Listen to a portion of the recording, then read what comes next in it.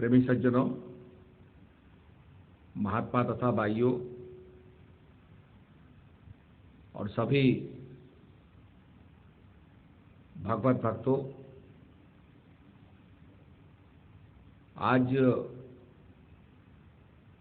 विज्ञान के आविष्कार से यह संभव हो रहा है कि हम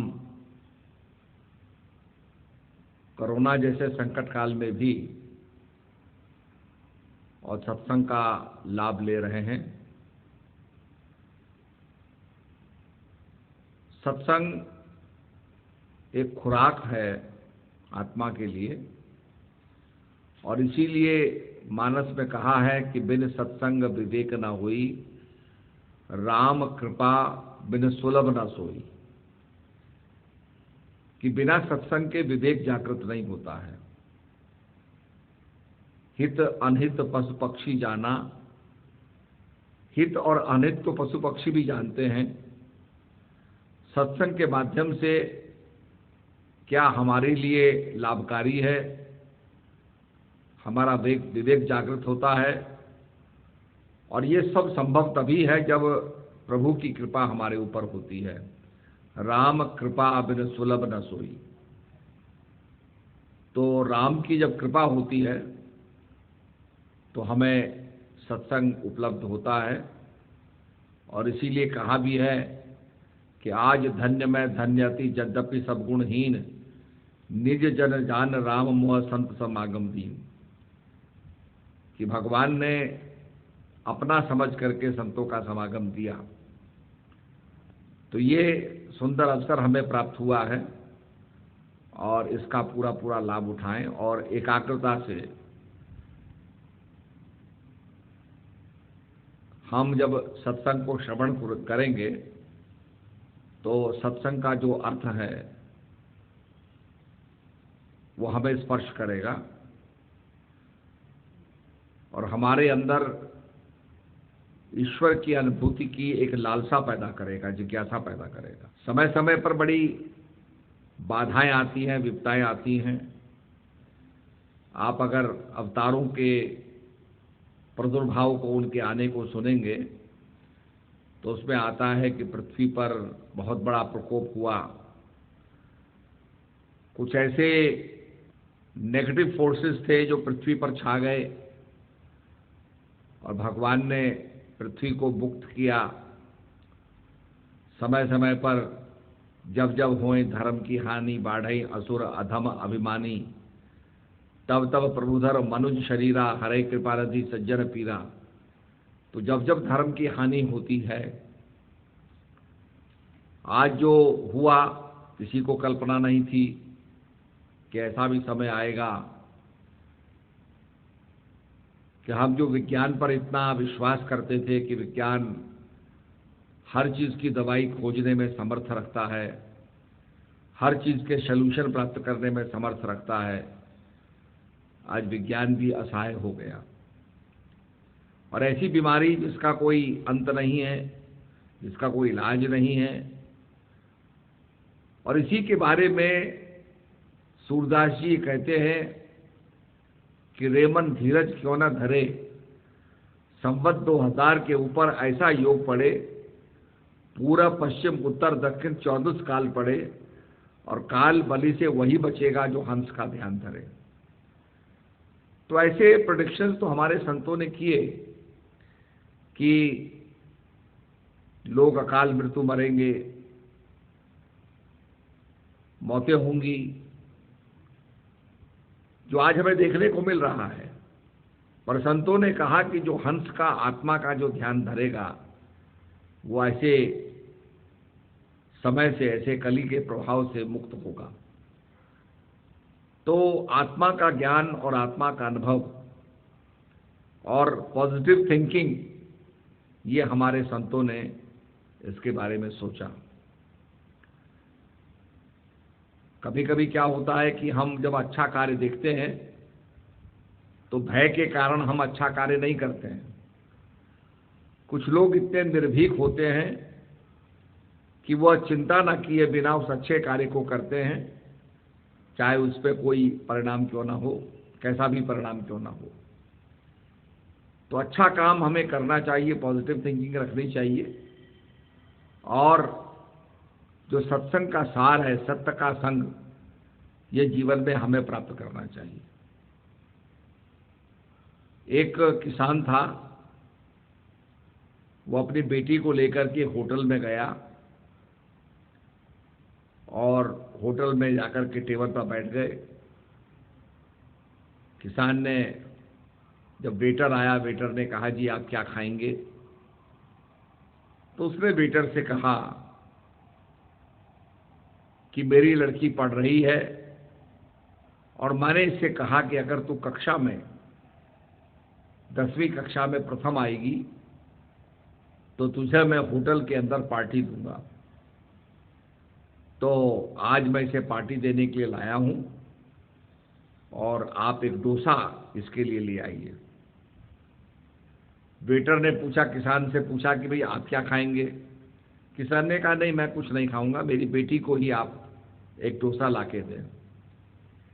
वेटर ने बार बार आग्रह किया तो किसान ने चुपके से उसको कहा कि भाई मेरे पास इतने पैसे नहीं हैं, मेरे पास केवल एक डोसे के पैसे हैं और जो मेरी बेटी को तुम डोसा लाओगे उसका ही पैसा देने में मैं समर्थ हूं। वेटर गया, वेटर अपने मालिक के पास गया, उसने कहा साहब यहाँ एक किसान और एक बेटी आए हुए हैं और वो बेटी को पार्टी दे रहा है, डोसा खिला रहा है, पर उसके पास खुद पैसे नहीं हैं, तो आप मेरी तनख्वाह में से काट लेना, पर आज बाप और बेटी दोनों को पार्टी करने दीजिए, मैं दोनों को ही डोसा खिलाता हूं।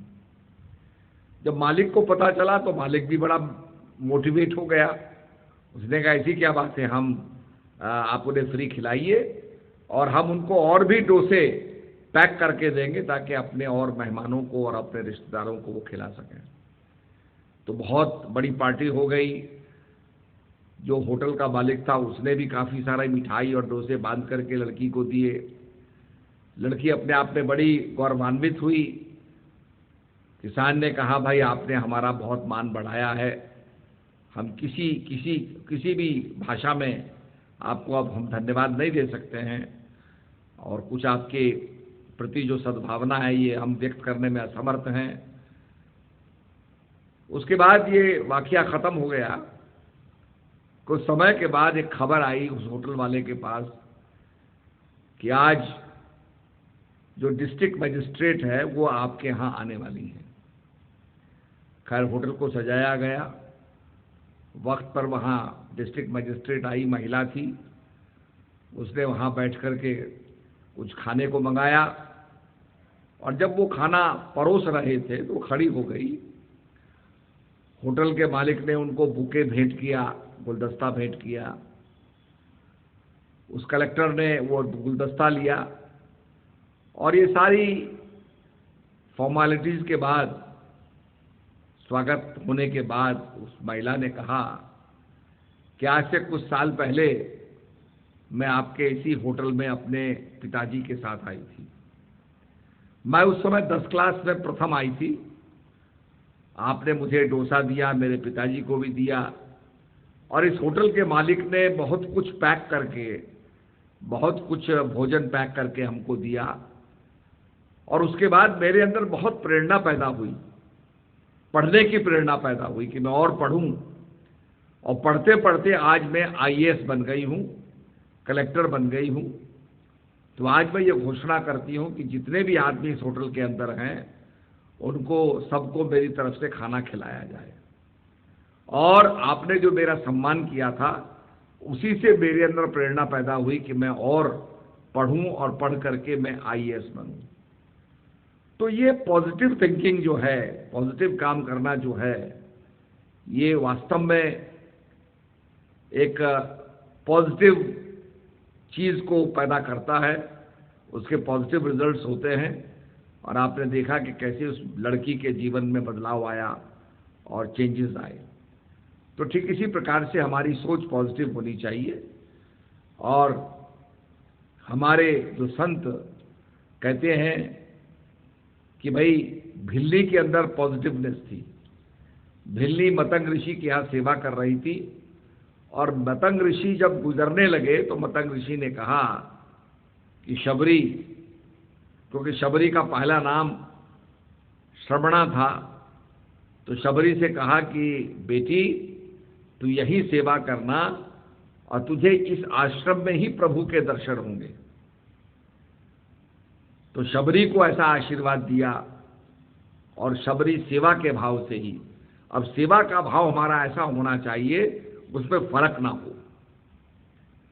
बहुत से लोग सेवा करते हैं, मैंने देखा दरबार में भी, भंडारे में होंगे तो भंडारा में बांटेंगे और कुछ करेंगे, तो उसके अंदर हमारे अंदर सेवा का भाव होना चाहिए।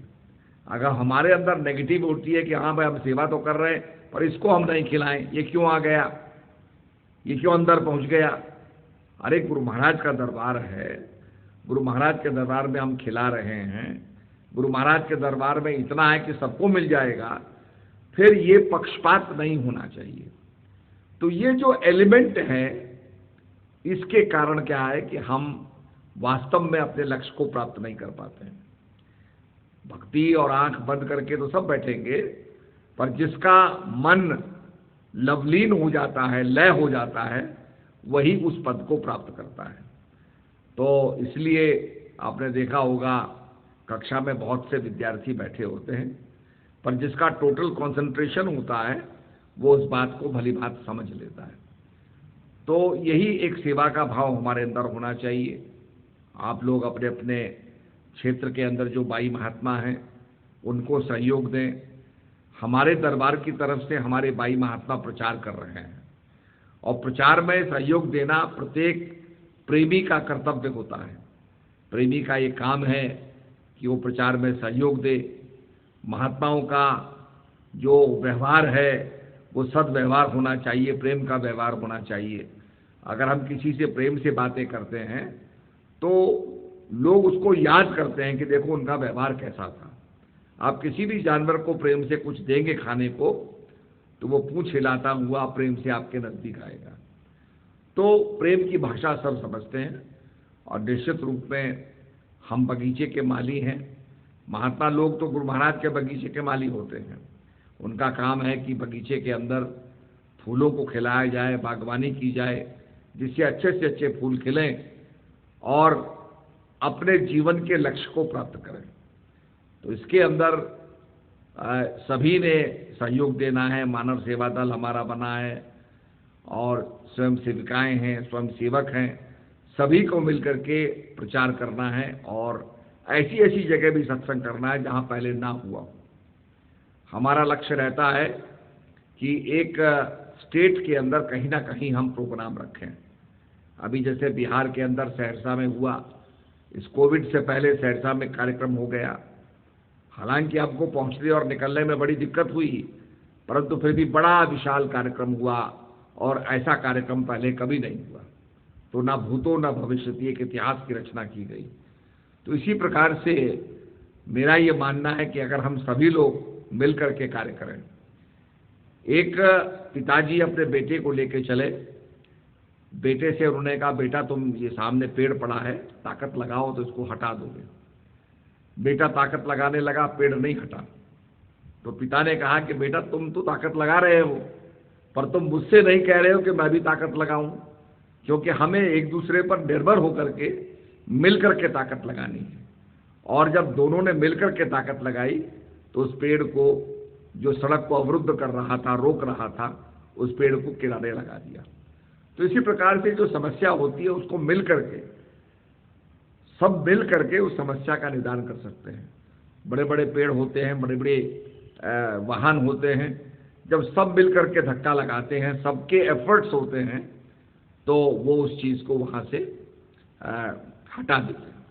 तो कोई भी ऑब्स्टिकल हमारे सामने हो, कोई भी समस्या हमारे सामने हो, जब मिल करके उसके निदान के लिए प्रयास होता है तो सबके सहयोग से निश्चित रूप में हम उसे उसका प्रयास कर सकते हैं और निदान ढूंढ सकते हैं। समस्याएं आती रहेंगी। अभी आपने देखा होगा कि हमारे पड़ोसी विस्तारवादी नीति में पड़े हुए हैं, विस्तार करना चाहते हैं। तो इस प्रकार की समस्याएं आती रहती हैं, पर हमारे जो नेताएं हैं उन नेताओं को अपने रास्ते पर चलना है। देश की संप्रभुता और देश का जो एकता है उसको बनाए रखना है। देशवासी सब उनके साथ हैं और निश्चित रूप में जो वो कदम लेंगे देश उसका समर्थन करेगा और मिल करके हमें अपने दुश्मन को खदेड़ना है। इसीलिए कहा जाता है कि let the devil do his worst and let us do our best. जो शैतान होता है उसे बुरे से बुरा करने दो, पर जो देवता होते हैं उन्हें अच्छे से अच्छा करने दो। तो जो हमारे अंदर अच्छाई है उसे हम प्रकट करें, अच्छाई के रास्ते पर चलें, पॉजिटिव थिंकिंग हमारी होगी। और अगर हम आत्म अनुसंधान करेंगे, ध्यान करेंगे, भजन करेंगे, तो हम अंदर की गहराइयों में प्रवेश करते हुए जीवन जो मिला है, जिसलिए मिला है, उस लक्ष्य को प्राप्त कर पाएंगे। हरि ओम।